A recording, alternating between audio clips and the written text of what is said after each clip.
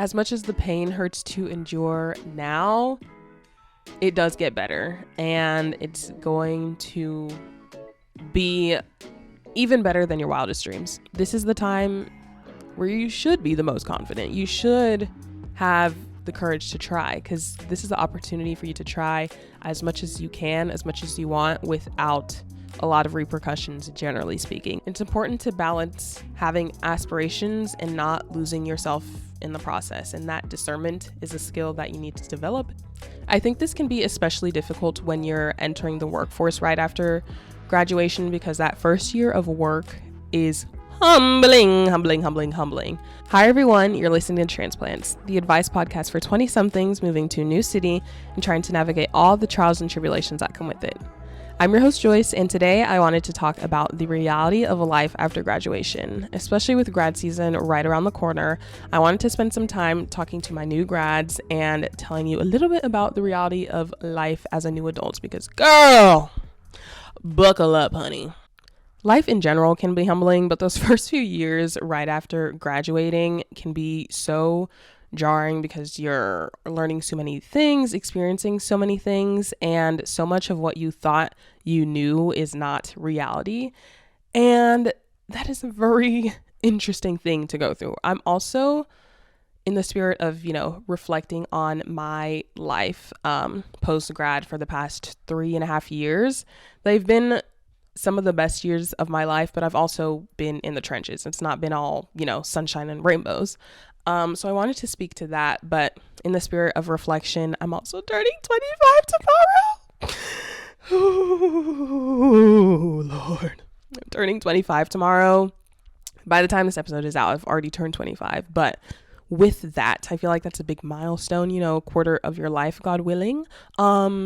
And I've just been thinking a lot of thoughts because I'm turning 25, which is basically 40, which is basically geriatric. And I think I have a problem with aging. So a lot to unpack there. But we're figuring it out. Definitely quarter life crisis season. Everything is fine. But, Yes,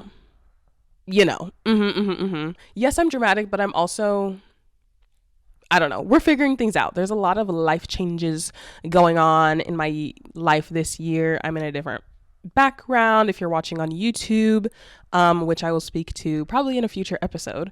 But yeah, I've been doing a lot of reflecting over the past month or so as I turned 25, and basically all my bones fall apart.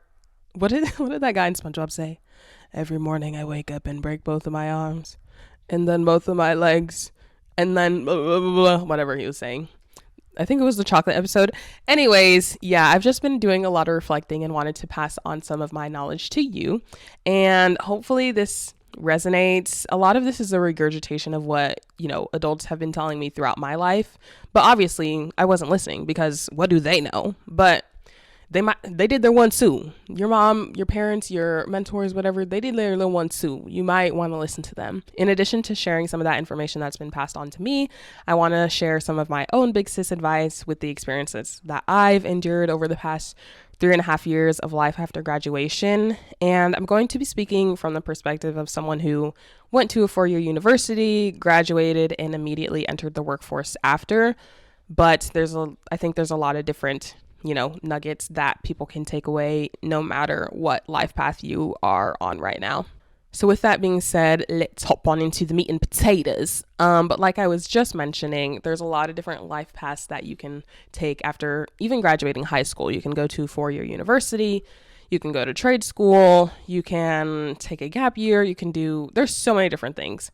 But just to say that out loud, I know this is spoken about a lot, but there's really no wrong path that you can take. If you dumb it down like good and bad, there's definitely paths that you should not take, but just because everyone's going to a 4-year university does not mean that you have to. And just because, your classmates from college are going to grad school immediately after undergrad, that doesn't mean that you have to. There's no wrong path, and hopefully you can stick that in your brain, because comparison, we all do it. Comparison is just a part of the human experience. But the thing is, with comparison, we are always comparing ourselves up. We're comparing ourselves to people above us in terms of like, maybe they make more money than us. Maybe they have a cooler job than us. Maybe they're just traveling more or doing more things that we wish that we were doing, which is fine to a certain extent. But if it makes you feel bad about yourself in your life, then we have a problem. There's definitely, room to have aspirations and goals and things like that, but we can't get to a point where looking at these people with quote unquote better lives than us, that we're just like it takes a dark turn and, we become depressed and all those things. As much as we compare up, we also have to compare down. And that doesn't mean, talking down on other people or anything like that. But you have to give yourself a holistic view of your life and your current situation. As much as you look to these people for aspirations and as goals and things like that, you also have to celebrate your wins and how far you've come. Comparing down shouldn't make you feel, holier than thou, whatever, things like that. But it should just put things into perspective and help you realize that, hey, I'm not as far behind as I could be, or I'm doing better than I think I am. Because a lot of people, in like our early mid-20s, whatever, a lot of us are doing better than we think we are, especially with especially now with the news and everything and recession and blah, blah, blah, blah. It's like very scary. And I get it. Like every day I wake up and I'm scared to read the news cycle. But at the same time, like, you shouldn't overthink yourself into like a dark hole. Yes, there's a lot of things going on in the world right now. But if you look at your current situation, sometimes you'll realize, okay, I'm fine. I'm setting myself up for success for the next 2-3 years, blah, blah, blah. And I will prevail. Honestly, that's what I'm trying to remind myself of every day as we're navigating these uncertain times, but just wanted to really press that in at the top of this episode. So I wanted to break this episode down into 3 parts grounded in relationships, because I feel like relationships really shape how we move through the world. So first, I'm going to talk about your relationship with yourself. Next, your relationship with others. And then lastly, your relationship with the world and how all of those things can change once you graduate college or, you embark on whatever life path that you are on. So your relationship with yourself, probably the most important one, or, if you're religious, your relationship with God or whoever you follow is also very important. But speaking to your relationship with yourself, it is going to transform a lot in those first few years after graduation because, oh, wow. The amount of self-discovery that will happen is going to hit you probably like a load of bricks, because your whole life you have this perception of who you are as you move through elementary school, middle school, high school, and then college. You're essentially with, the same people for the first maybe 18 to 20, 21 years of your life. And you have this perception of who you are to those people and who you are to those yourself based off of this bubble that you've kind of lived in for the first, good chunk of your life. And once you get into the real world, that bubble is pop. Can I do a pop sound? Oh, okay. That was good. That was good. Your bubble is burst because you're thrown into the vast, big, beautiful world that we live in. And there's so much possibility. There's so much that you can embark on. And there's so many things that can impact you and the way you see yourself, especially if you are entering the workforce right after college, which is what I did. Honestly, I wish I took a freaking gap year because I graduated and then started working like a month after and was definitely burnt out. But I mean, I'm still at my job today. Thank you, Jesus. But anytime, I'm going to be working for the rest of my life. So I should have taken a gap year or something. But anyways, anytime you can take a break, please take one. Please take that PTO. Reminder to use your PTO. Summer is around the corner. Take that PTO. Thank you. But anyways, in this time, you're letting go of certain identities and starting to build up your identity capital, which is a term that I learned from a book called The Defining Decade, which is basically a book detailing how to live your 20s in the best way. And I don't remember the author's name, but I will link the book in the show notes of this episode. It's a really great book. And now that I think about it, I should reread it now that I'm halfway through my 20s. Oh my gosh. I can't believe I just said that. I can't believe it. Do y'all know that meme? I can't believe it. Okay, anyways. In the book, the author is talking about identity capital and building up these, I guess, pillars of your identity and who you are, and essentially just what makes up who you are and the person that you present to the world. So that can include like somewhat like I'm creative. I like the arts. I like to draw. I like to paint. I am intelligent. I like to read. I like to do this, that, and the third. Basically, you're building up your identity capital, your personality, and who you are.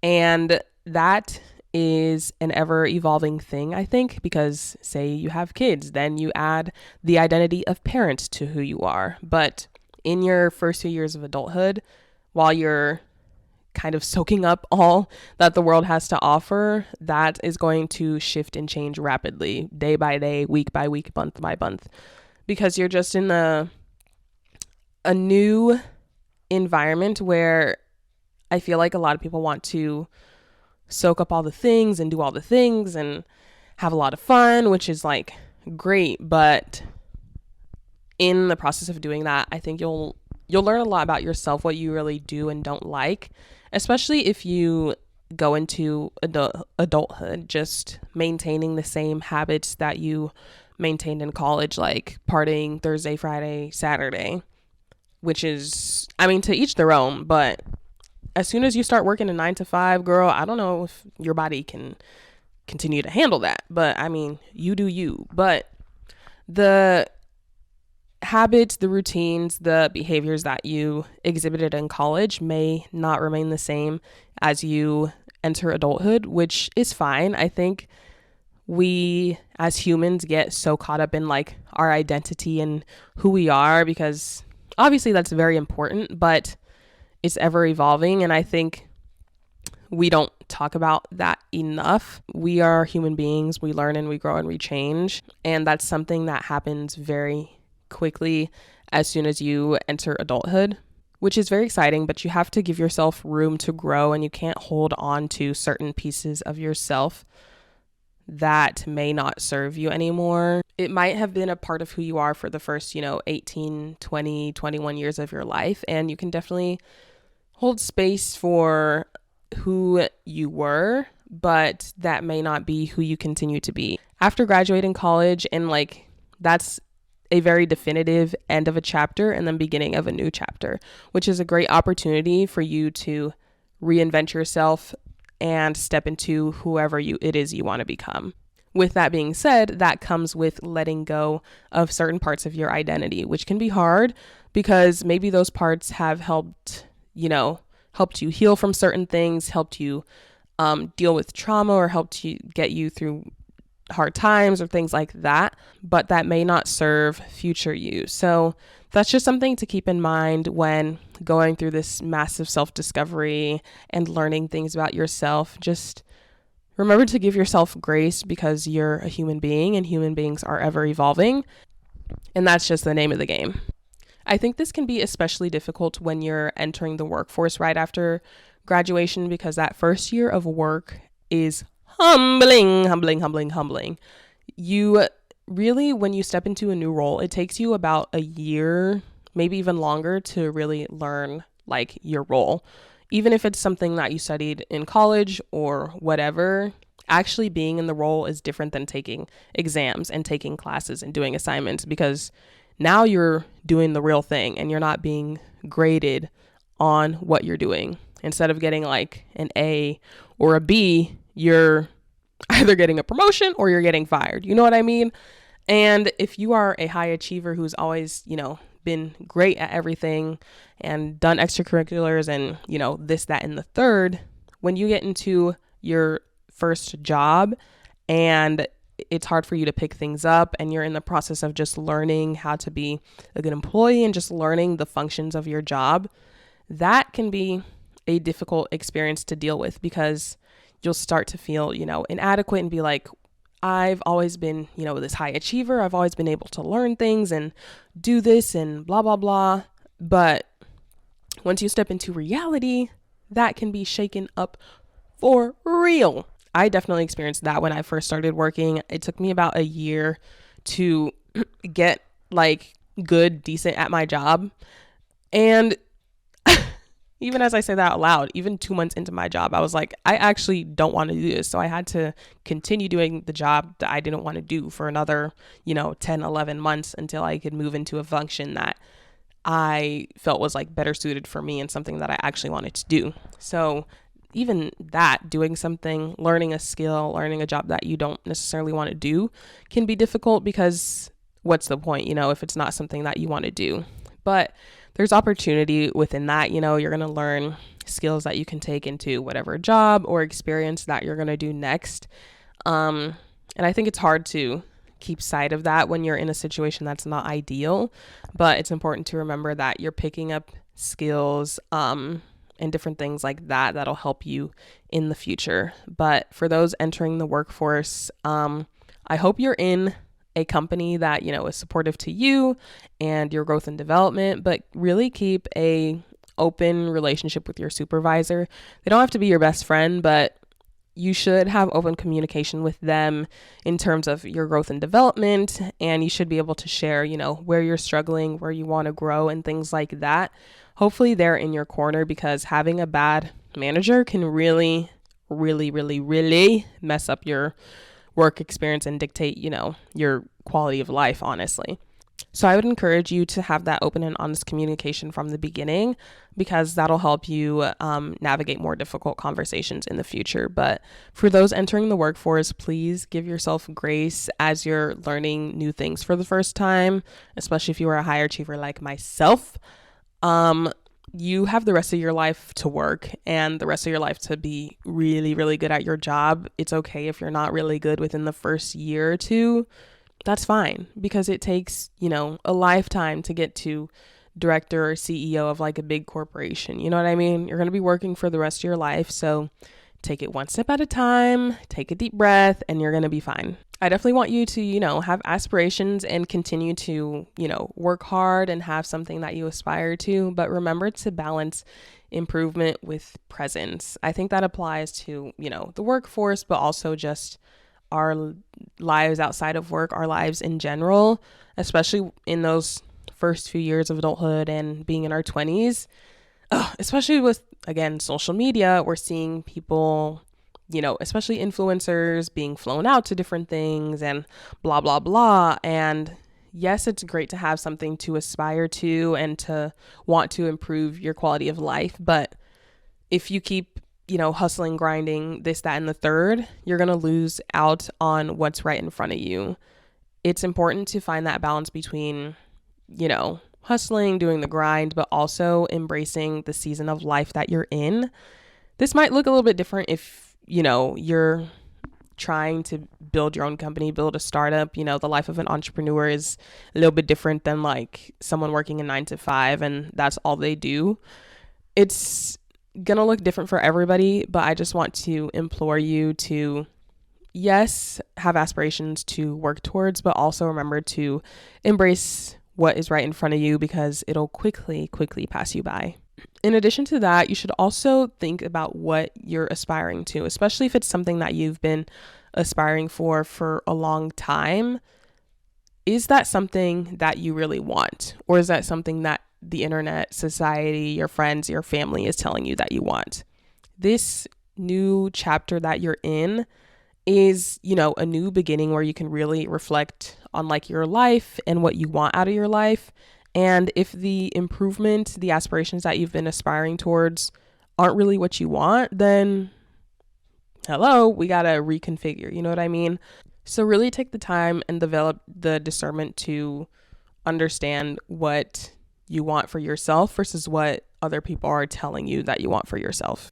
It's okay if you don't want to run your own business and, be a serial entrepreneur or be a influencer as big as I was gonna say Bethany Moda, but it's not her time anymore. Whatever, whoever the people on the internet, you know who I'm talking about. But as big as those influencers, it's okay if you don't want the people, not the people, the things that a lot of people are aspiring towards, like that hustle lifestyle culture, those like glamorous things, because not everyone is cut out for it. And if you start to realize that that's not necessarily the life that you want, you may start to feel like insecure in your goals because, nowadays everybody wants to be an influencer. Everybody wants to travel the world and travel the world for free. And everybody wants to, start their own business and be an entrepreneur and make their own money and own real estate and have an Airbnb business and this, that, and the third. And then you realize that is not what I want. That is totally fine, honey. That is totally fine. I don't want to use the word average. I don't know if that's the right word. Actually, I think it is, because nowadays, I guess depending on context, average can have like a negative connotation. But if you just want to live, a regular life and, eventually raise a family and, have that white picket fence or whatever, that is totally fine. You don't have to have the same aspirations that everybody else has. And it's okay. Your goals should not make you feel insecure or bad about yourself.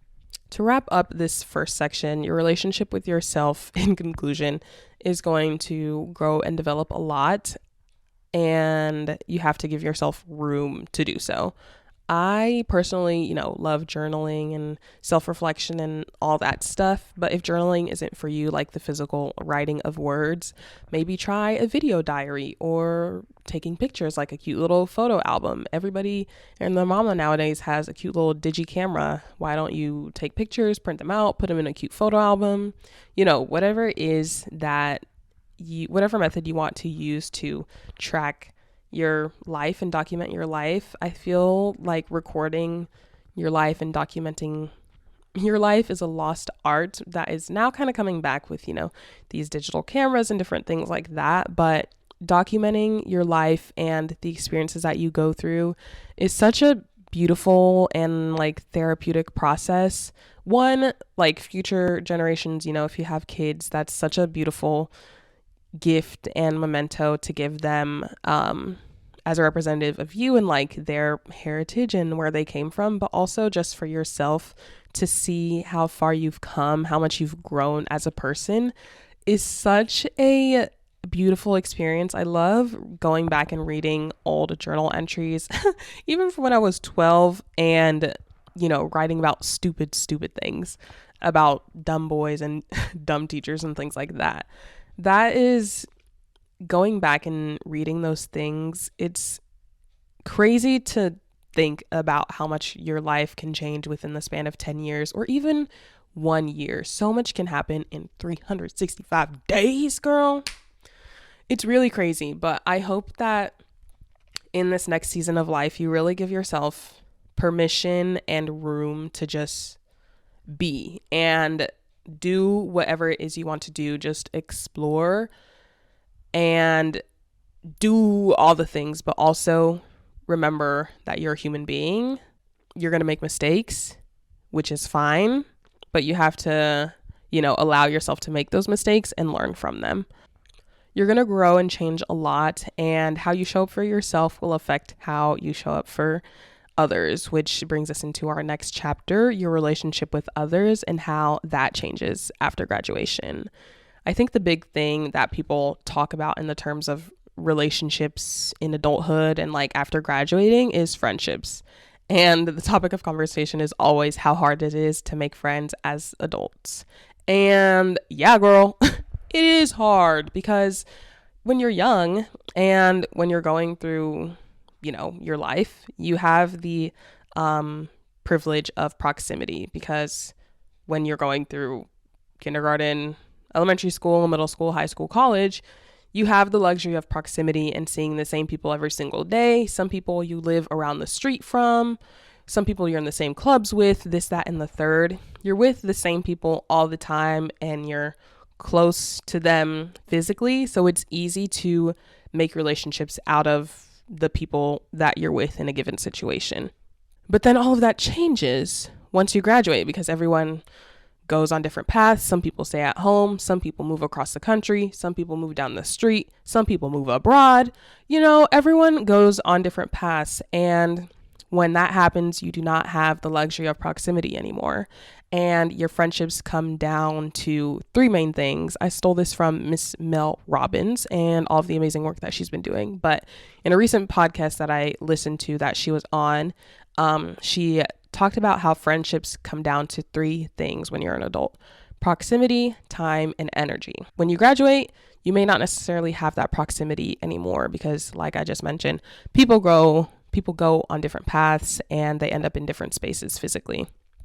Time and energy, I think, definitely go hand in hand. Well, they all do, but time and energy looks a little bit different after graduating because let me tell you, when you work a 9 to 5 and you're physically going to the office, whether it's 1 day a week or 5 days a week, if you're going 5 days a week, bless your soul, honey, because could not be me. The amount of companies that are starting to roll that back into effect, a 5-day work week in the office, makes me want to cry. Like, did we learn nothing? People are doing just fine working from home, but you know what? I digress because I'm not a CEO, but whatever. When I'm CEO, But anyways, whether you're going into the office 1 day a week or 5 days a week, doing that physical act of like getting up in the morning and getting ready and then like turning yourself on so that you're able to talk to people and interact with people and show up as your best self for multiple days throughout the week, that can be an exhausting and draining experience. And at the end of the day, when you come home, you may not want to talk to anybody for the rest of the day because you've been talking to people all day at work. And so your friendships may start to be impacted by that because when you come home from work, you don't want to talk to anybody. You just want to rot on the couch and watch Netflix, which is fine, but you have to take that into account when looking at your relationships post-grad. Your relationships will evolve as you continue to grow and evolve, and you just have to keep that in mind and keep that in conversation with your friends if they're like friends from college or high school or whatever. I think a lot of people hold old friends to old standards when they're experiencing new things. And that can lead to someone not meeting expectations that aren't even good expectations. They're like unrealistic expectations. You may not be able to dedicate the same time and energy to your friendships as you were in college as you can after graduation.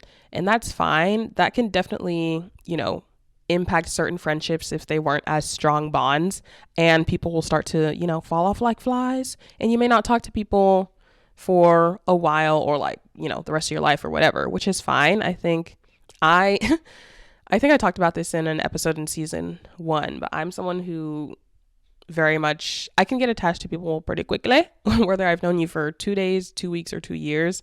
I'm very much like a people person, and I'm like, oh, I love you, you're my friend, blah, blah, blah.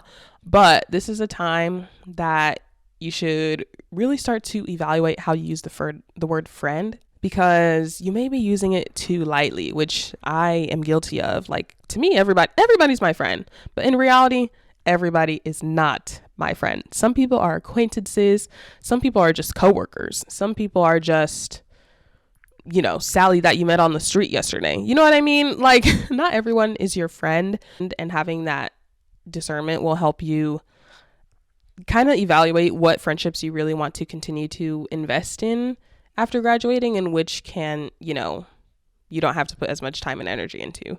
At the end of the day, you just have to be intentional about your relationships post-grad because, like I said, you don't have the luxury of proximity and being in close contact with people physically. So you have to be really intentional about maintaining friendships and keeping people in your life. Not everybody is, a high maintenance friend that wants to text with you every day. Some people just want to hear from you once a week. Maybe you do a phone call once a week or once a month catch up call, something like that. It'll depend on you and your relationships, but have the open conversation with your friends about what your friendship looks like, what you want it to look like. I feel like not a lot of people do that in friendships, but more so in relationships with like a romantic partner, when in reality, friendships are just as important or even more important than a relationship with a romantic partner, because friends will get you out of the trenches. You know what I mean? Like, some friends are like siblings, some like they're like family. So you should feel like you have the ability to have, open and honest conversations with your friends and say, hey, I'm about to move 5 states away, but you're someone that I still want to maintain close contacts with. I may not be as available as I once was, but you're someone who's still important to me. So I'm going to do my best to show up for you how I can. Maintaining long distance relationships, whether it's a friendship or a romantic relationship, can look different for everyone and can be difficult. I definitely am hoping to do an episode this season about maintaining long distance friendships with some of my long distance besties. But that will obviously look different for everyone. But it's really hard to feel that same connection when you're not with the person physically and seeing them in person, especially if you move to a new city where you know absolutely no one, like I did right after graduation. I moved from Dallas, Texas to Columbus, Ohio. And you may be questioning why, because hello, what's in Columbus? It's I asked myself the same thing, but it's a cute little city. She did her one, so she has her moments. But I moved to the city knowing absolutely no one, and if you're in the same boat or about to embark on that journey, it can be really hard when you're not physically with people that you love and the people that know you to your core. You know what I mean? When those, lonely nights hit you and you're crying on the couch on Saturday because no one invited you out to the club, that can be hard. And I've definitely had those nights in the beginning. You're going to have those moments, and they really do suck. They do. Your feelings are valid. I went through the same thing, but you have to remember that you haven't met all of the people that are going to love you yet. And I know people say that all the time, but it is so true. You have a lifetime of experiences ahead of you, and you're going to meet so many people within said lifetime. It may not feel like it now when you're alone and you feel like you have no one to go to, but on the other side of that pain is so much joy and so many great relationships and so many great experiences. Just please, please, please hold on, because it really does get better. It took me around all the people I met in the beginning at Columbus, in Columbus are great. And I still talk to a lot of my friends that I met in the very beginning of my time there. But I feel like I met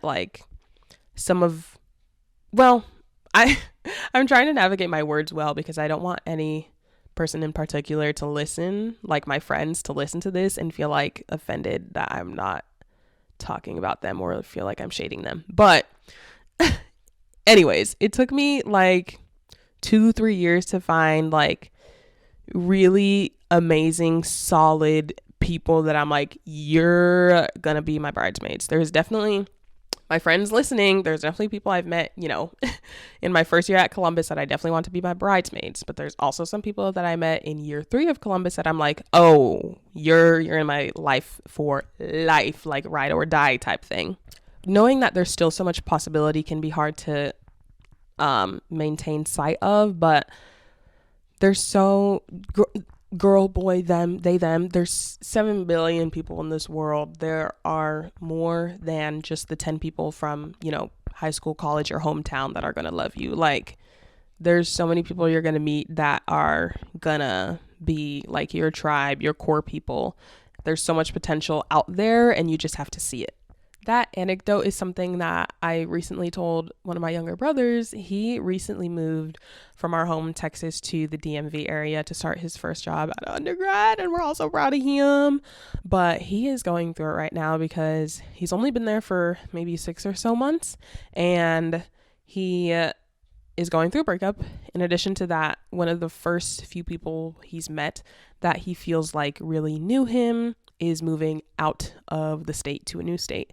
And he feels very alone right now. And yes, he has other friends through work and stuff, but that one person who is moving was someone he was very close with, and then on top of that, going through a breakup is just not a fun time. So he's just felt very alone, and I really feel for him. I feel especially as his big sister, I feel bad, and I wish I could, just hug him and tell him that everything's going to be fine. I do that over the phone though, and this is something that I've been trying to remind him, that you still have yet to meet so many people who are going to have a profound impact on your life.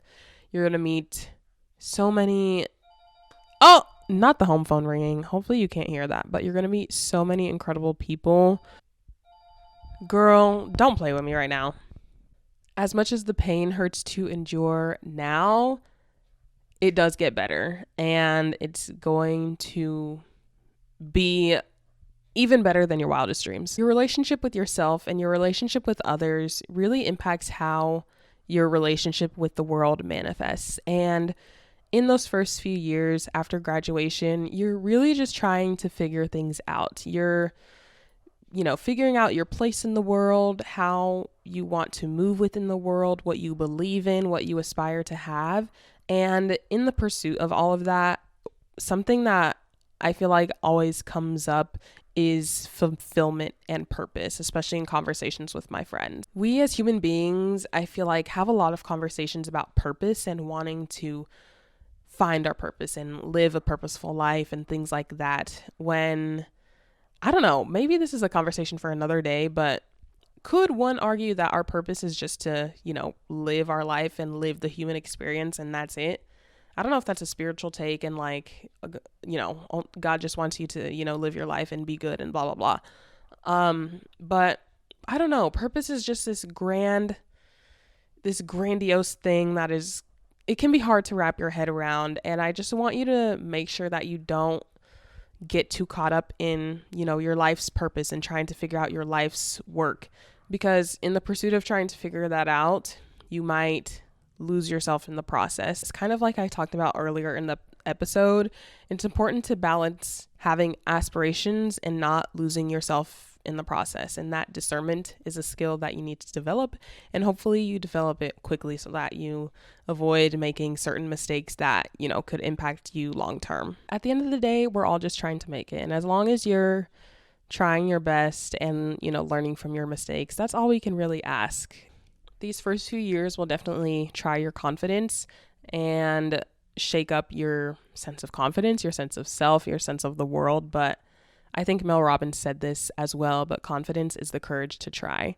And hopefully the world doesn't shake you up too much where it strips you completely of your confidence. But this is the time where you should be the most confident. You should have the courage to try, because this is the opportunity for you to try as much as you can, as much as you want, without a lot of repercussions, generally speaking. This is a time where you likely, for most of us, don't have, children or dependents. You don't have crazy bills, besides an apartment, or anything like that to take care of. Your responsibilities are very minimal in this time. So this is a time to do it, if any.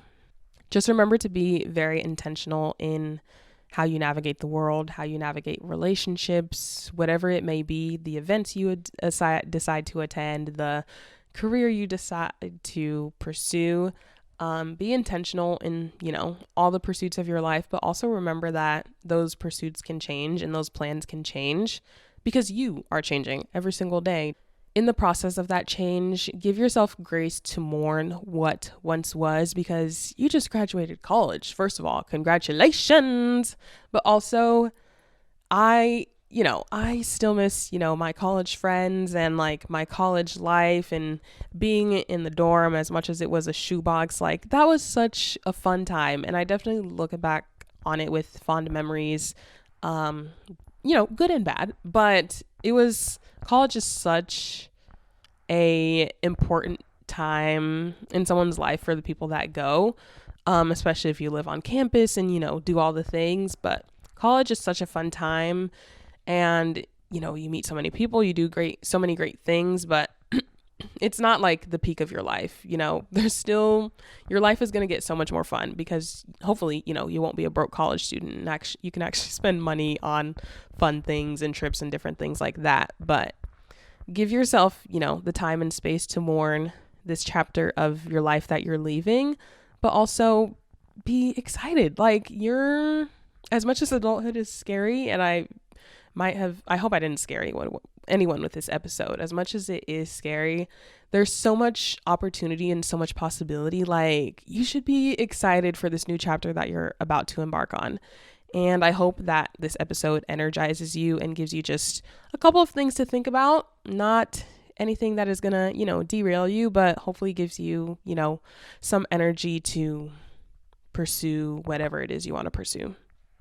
So that is all for today's episode. I hope you all enjoyed. Please be sure to follow Transplants Podcast on Instagram, TikTok, and Threads, and also subscribe to the podcast on anywhere you listen to podcasts: Spotify, Apple Podcasts, Amazon Music, whatever we call it, all the things. That's really helpful. And also give a 5-star review if you like the show. Anything less than 5 stars, I will delete. Just kidding. But also, just help a sister out. Help a sister out. If you're graduating soon, please shout yourself out in the comments, whether you're watching on YouTube, Spotify, Apple Podcasts. You can comment on podcast episodes now or share with me on Instagram or TikTok. But I'd love to congratulate you and celebrate you on this amazing accomplishment because that is what you deserve.